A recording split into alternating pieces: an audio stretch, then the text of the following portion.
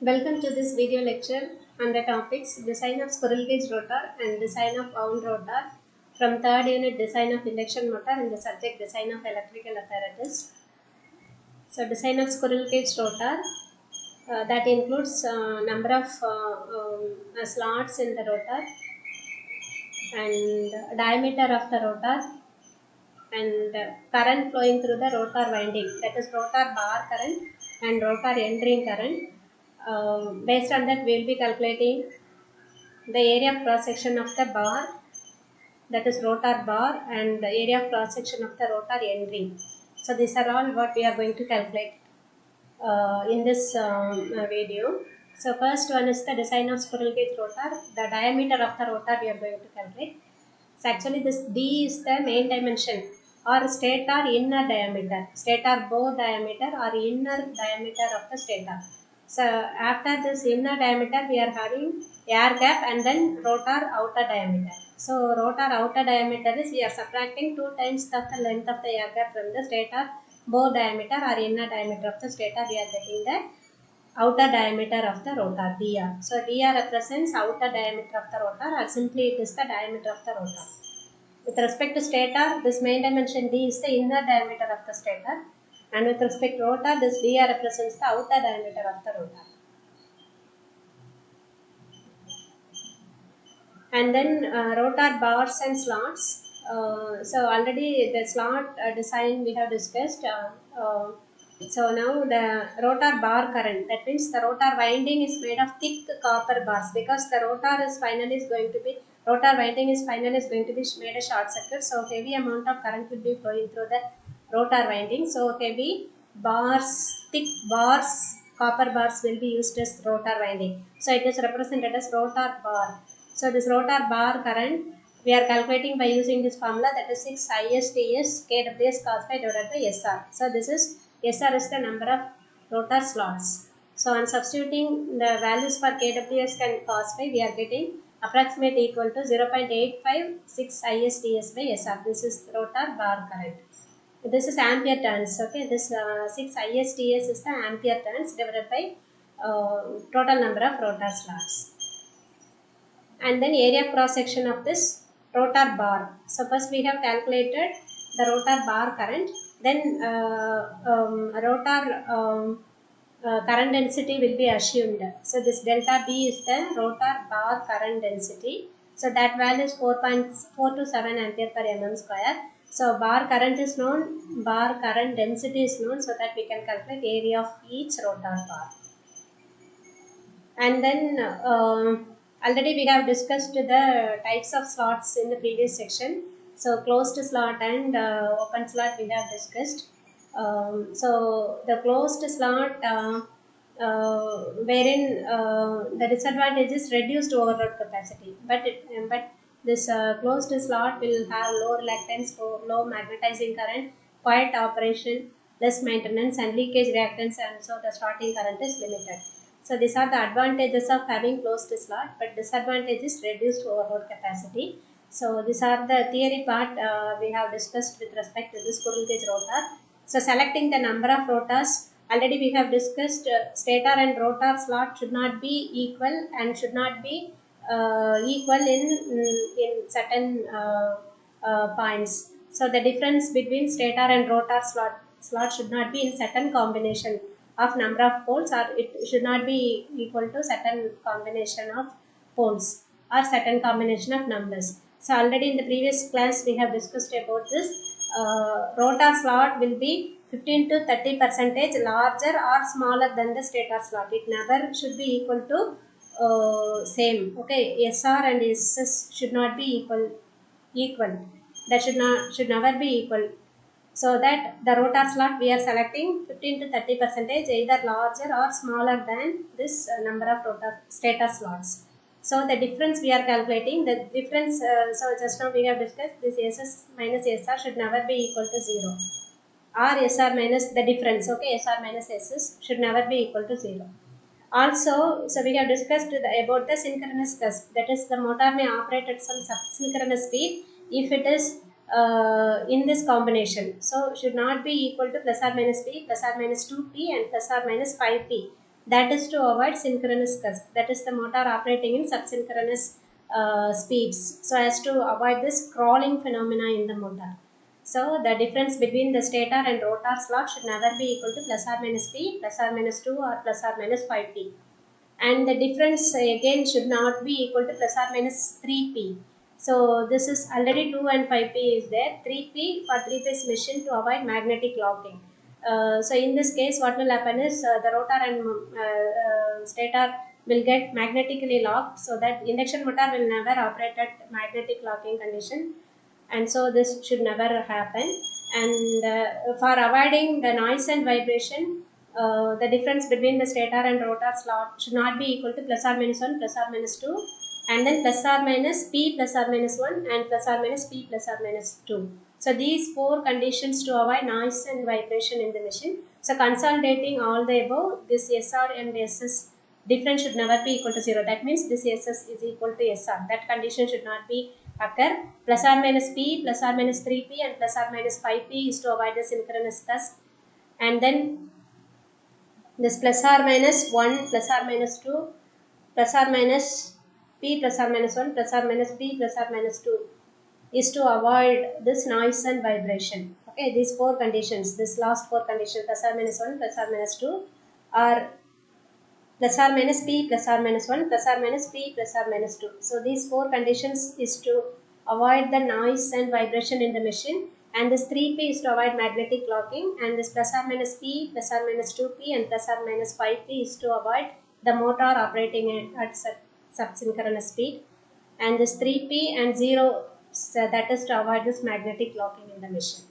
So this way, all the conditions what we have discussed, that is in the choice of rotor slots, we have discussed all these conditions.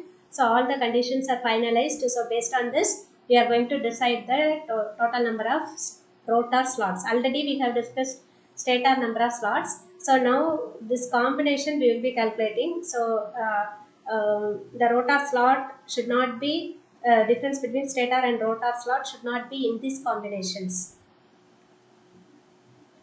Based on this, we will be finalizing the number of rotor slots. And then we have already discussed about the bar current, then the sign of end ring current.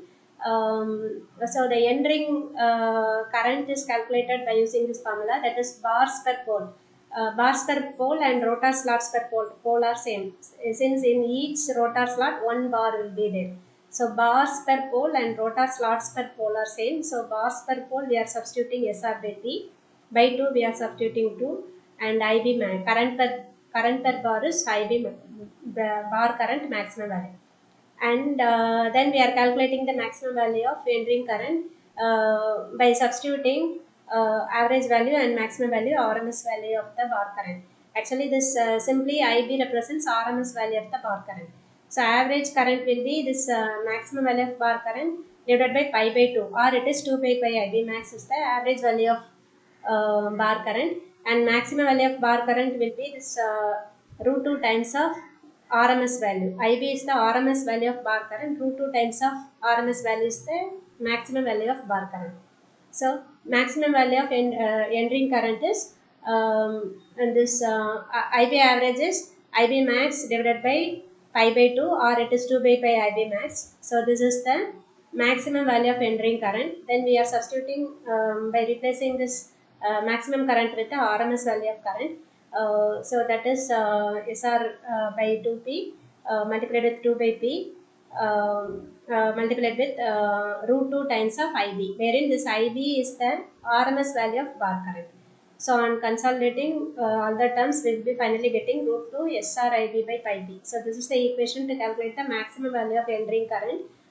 And already I have explained what is average current and maximum current. Then RMS value of current is this maximum value divided by root 2. So we have to divide with root 2 to get the RMS value of maximum RMS value of end ring current. That is simply SRIB by pi B. So this is maximum value of end ring current, and this is RMS value of end ring current. So we have calculated the end ring current. The end ring current density also same as that of the bar current density, that is 4 to 7 ampere per meter square. So on substituting this, we can calculate the area cross section of the end ring. So in this we have so then area of end ring we have calculated. so that we can calculate the thickness of the end ring by assuming some value of the depth of the end ring. So total area of the end ring area is depth and thickness of the end ring. So depth we will be usually assuming depth of the slot, depth of the tooth, anything, the depth we will be assuming, so that the thickness we can calculate. So this is about the design of squirrel cage rotor. So in it what we have discussed is design of rotor diameter, that is rotor diameter equation we have discussed, then rotor bar current, and so the rotor area cross section, and then selection of number of rotor slots based upon three conditions, that is synchronous torque, subsynchronous torque, that is harmonic torques, subsynchronous torque or synchronous thrust, and to avoid vibration and noise. So all the conditions we are consolidating to get the consolidated equation, and then we have calculated the end ring current and end ring area cross section and thickness of the end ring. So these are all the parameters we have calculated. Then another topic is the reduction of harmonic torques, because this harmonic torques should be avoided in the motor.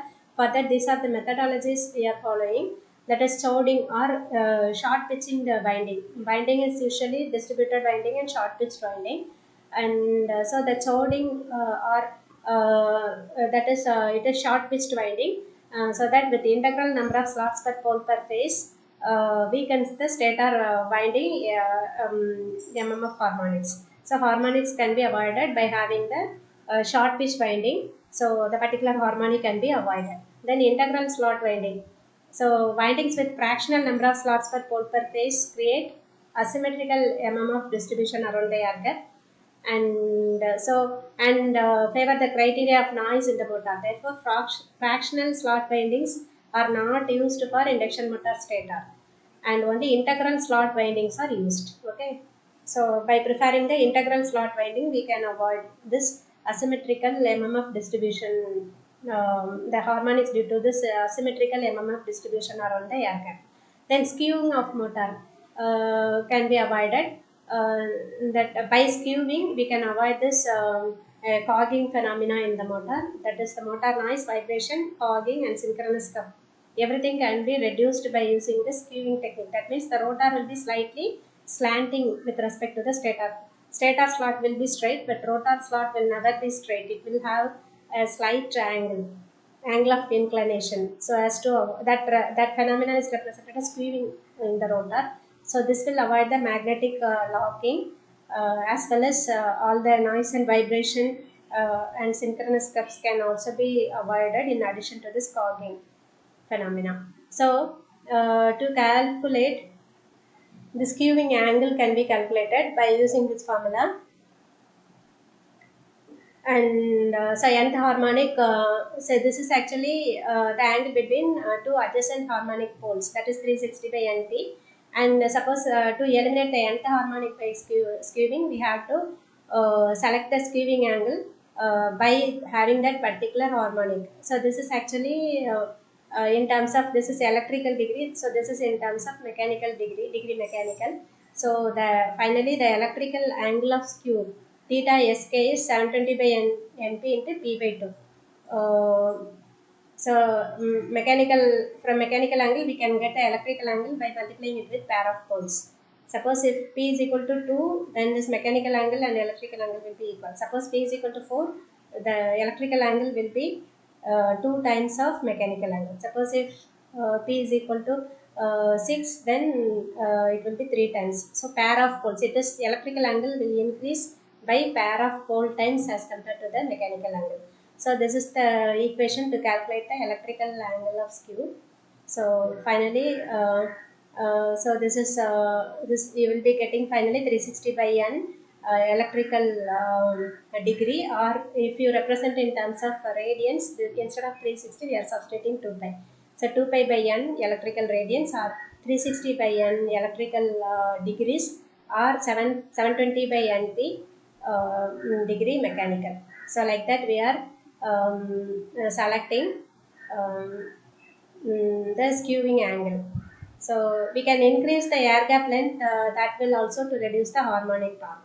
But this will result in poor power factor, so we will not prefer this methodology. Thank you.